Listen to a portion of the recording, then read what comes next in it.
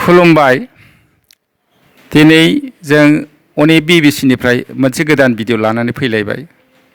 आसा खालामो नायगिरि नोंथांमोना बयबो गिबिनिफ्राय जोबजासिम बे भिडिअखौ नायलांगोन।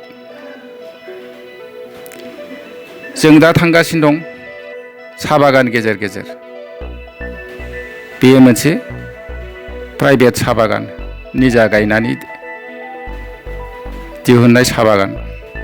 बुनगावनि सानैसो गोसो गुदुं आबादारि फालांगियारि सुबुंफोरा बे साहा बागानखौ गायनानै लादों। निजाबो गायदों, रायजोयैबो गायदों। मानसिया थांनानै थानो थाखाय साख्रिखौल' नांलाया, बेफारखौल' नांलाया, आबादजोंबो थांनानै थानो हायो। साहा गायनायाबो मोनसे आबाद।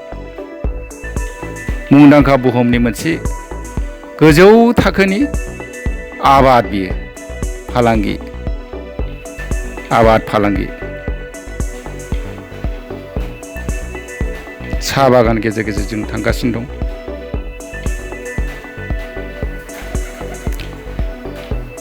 गासै 200 बिगासो दङ बे साहा बागाना।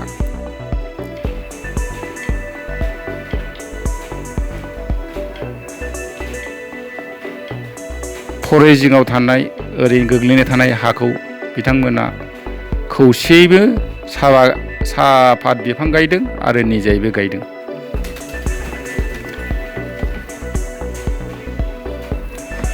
नुदोंना बिलाइ गोरलै गोरलैफोरखौ खागासिनो दङ। बेसेबांबा मोदोमफ्रु साहा बिलाइ बियो। एसे रानहोनानै देग्लिनानै फोराननानै बेखौ जोङो दै गुदुङाव सिनि एसे होनानै लोंबा जोबोद मोदोमो।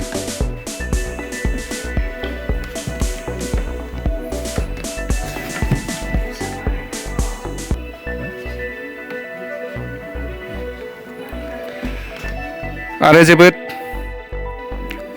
मुजिथावना बाथ्रा दि बे बुनगावनि आबादारिफ्रा, रायजोफ्रा ओरैनो जनानै थाया। खायफाया साहा बागानबो खालामदों।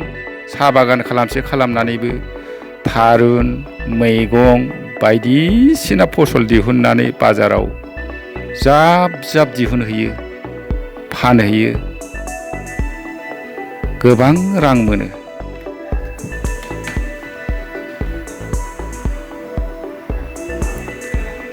थांगासिनो दं साहा बागान गेजेरजोंनो। 200सो बिगानि साहा बागान बेफोर।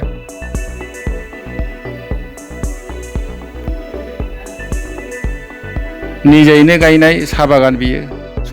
सरकारा एसेसो अनसुंथाइ होयोब्ला आरोबाव बेखौ मोजांसिन जौगाफारियाव बे साहा बागानखौ जौगाहोनो हागौमोन। बुहुमनि गेजेराव गोजौसिन मार्केट गोनां फालांगि होनना बुङा बेनो साहा बागान।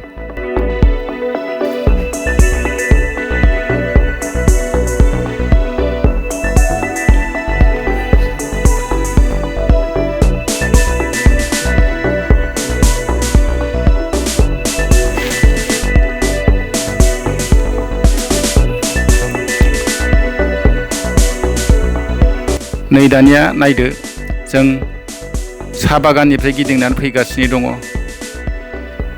बुनगाव गामिनि सेबेस्टिन नार्जारिनि न'आव जों हाबफैदों दान्दिसे जिरायनो।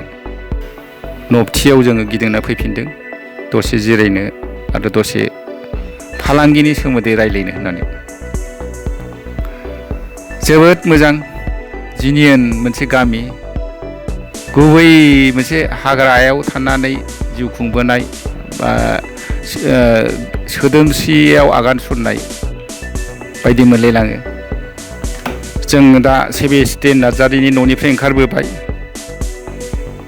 इयुनाव जों सम आरो खाबु मोनोब्ला बे जायगायाव गिदिंनानै आरोबाव बेनिख्रुइ साबसिन भिडिअ नोंथांमोननि गेजेराव दिन्थिनो थाखाय आखायाव लागोन। गोजोन्थों।